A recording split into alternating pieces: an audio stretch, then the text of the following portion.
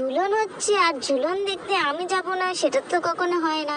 একা হলেও আমি ঝুলন দেখতে যাব, কিন্তু আমি কি আর একা যাই? এত পুতুল বন্ধুরা, আমার তো কিনতে ইচ্ছে করছিল, কিন্তু আমার বান্ধবী আমাকে টেনে টেনে নিয়ে চলে গেল।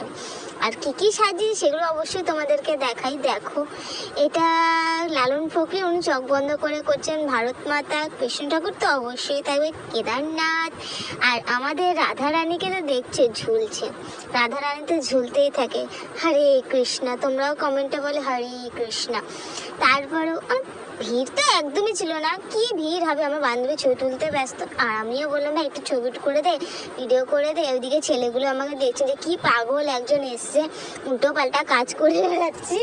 যাই হোক, সুন্দর কিন্তু সাজিয়েছে। ওদিকে আমি গোপাল ভাঁড়কে আমি একটু টাটা করে দিলাম, টাটা। ও আমাকে টাটা করলো সুন্দর করে।